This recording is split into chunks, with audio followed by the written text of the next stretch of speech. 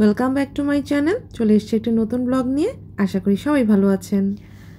সবাইকে অনেক শুভেচ্ছা। এই যে আমি এসে গিয়েছি, আজকে আমার শাশুড়ি মায়ের জন্মদিন, কিন্তু উনি বেশ সিক, বেশ কিছুদিন ধরেই ডাক্তার, হসপিটাল, বাসা এই নিয়ে দৌড়াদৌড়ি চলছে। তো এবারটা সেরকম জাঁকজমক করে জন্মদিন পালন করা হচ্ছে না। প্রতিবারই কেক কেটে ওনার জন্মদিন পালন করা হয়, কিন্তু এবার একটু অন্যভাবেই পালন করা হচ্ছে। উনি যেহেতু অসুস্থ, খুব বেশি কিছু খেতেও পারছে না, তারপর ওনার পছন্দের কিছু রান্না করা হচ্ছে। তো তারপরেও চলুন দেখা যাক, যাই আমার শ্বশুর বাসায়।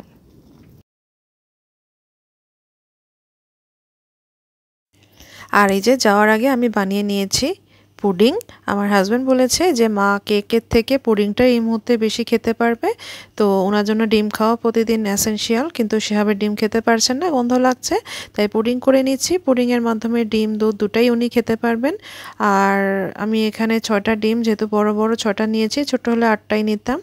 আর 1 লিটার দুধ জাল দিয়ে 700 গ্রামের মতন করে নিয়েছি।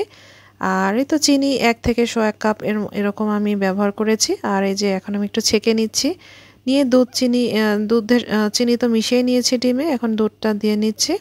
দিয়ে এখন আমি ক্যারামেল করে রেখেছি সেই পাত্রগুলো ঢেলে দিব।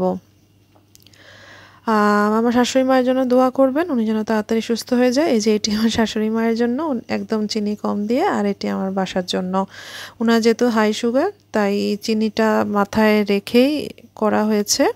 তো সবাই দোয়া করবেন ওনার জন্য, উনি যেন সুস্থ থাকেন। উনি সুস্থ থাকলে আমাদের ফ্যামিলি হাসি খুশি থাকবে। ঘরের একজন মানুষ অসুস্থ থাকলেই সবার মন মেজাজ খারাপ থাকে। এই যে আমি 2 চুলায় 2টা পুডিং বসে দিয়েছি, এটি আমার বাসার জন্য। আর অন্যটি আমি নিয়ে গিয়েছি, আমার শাশুড়ি খুব মানে হ্যাপি হয়ে কেটেছে পুডিংটা, এবং খেতেও পেরেছে উনি। এই তো, এবং খেয়েওছে, আমরাও সবাই খেয়েছি। আর আমার এখানে খালা শাশুড়ি এসছেন আমার শাশুড়ির কাছে। তো উনি এই যে সরিষা ইলিশ রান্না করেছেন, অসম্ভব মজা হয়েছে আমার খাওয়া। সরিষা ইলিশের মধ্যে এটি ওয়ান অফ দ্য বেস্ট।